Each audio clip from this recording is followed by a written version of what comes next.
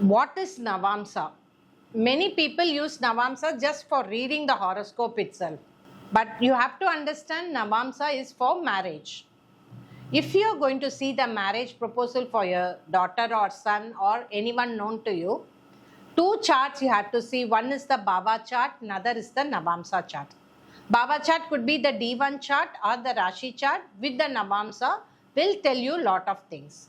Recently I did a horoscope reading. She had Meena Navamsa Lagna and all planets in 6, 8, 12 position. Now she had this problem. Marriage happened, she has a boy baby, but she cannot be peaceful with her husband. She will be with her husband for 15 days, then she'll go to her mother's place. She'll come back and live once again in her husband's place.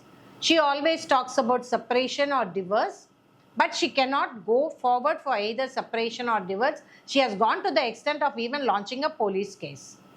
Now, this is because her Navamsa chart is very, very weak. This is a mild form of Sri Dosha or Sri Shapa, where they cannot be very peaceful in the marriage. Next is another chart. In that chart, all planets are with Rahu Ketu, and it's a lady chart and who is almost 44 years.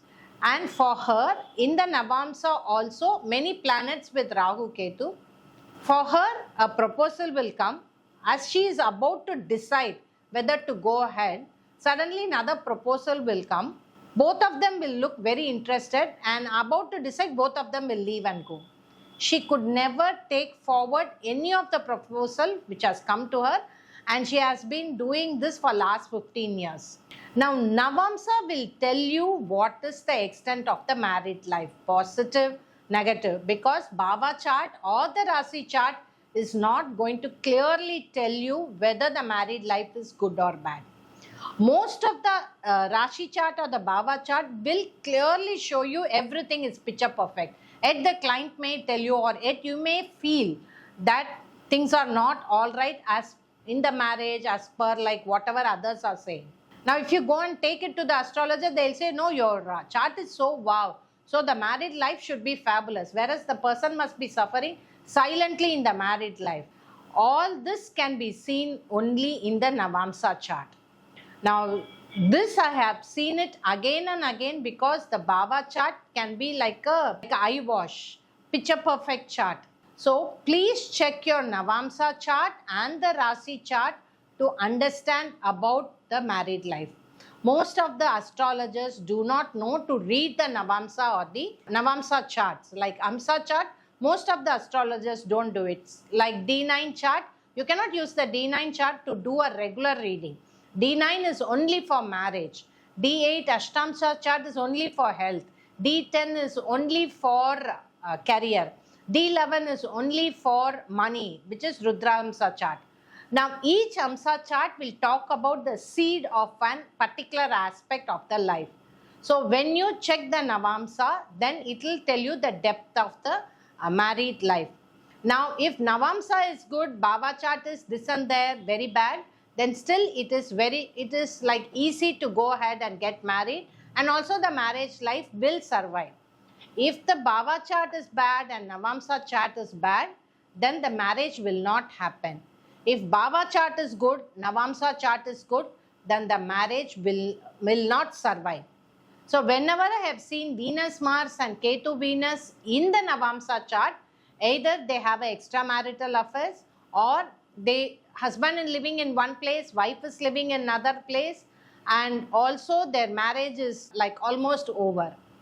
So you have to be very careful and do a correct and in-depth analysis of the Navamsa chart. Next, for men, you have to see from Venus in the Navamsa chart. For women, you have to see from Mars in the Navamsa chart. Now, if the Lagna Lord of Venus and Mars are afflicted, you can never take an easy decision. You can never decide. You'll always have it in the hanging. Okay, this horoscope is good. Okay, I may get a better horoscope. It will keep on postponing, like years will run by. And from Mars and Venus, if 10th Lord is weak, I know a client from Mars, her 10th Lord is in Navamsa chart I'm talking, is in first house, but Sun and Ketu in the 10th house. She could not, that marriage process is dragging. She could never move from the love life to the married life. That is always a break, there's a barrier. So Navamsa will tell you how the marriage process will start, how it will move, who will help you, whether it's going to be a love marriage or arranged marriage, whether the marriage process itself is going to be very peaceful. If there is Venus, Mars, Rahu or Ketu combination, the marriage will be like happening alone, nobody is there, very simple marriage, could be a process of registered marriage. This, I have seen a horoscope where the girl is in Australia. She fell in love with a boy who also was in Australia. Parents didn't agree. At one point, they started doing the rituals. They decided to get married.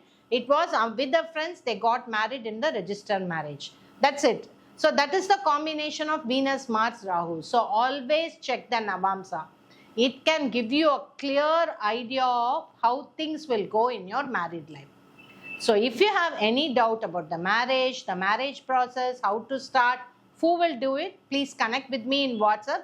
With your Navamsa chart, I can do an analysis and clearly tell you how the marriage process itself will move. This is Jayashree Astrologer talking about Navamsa.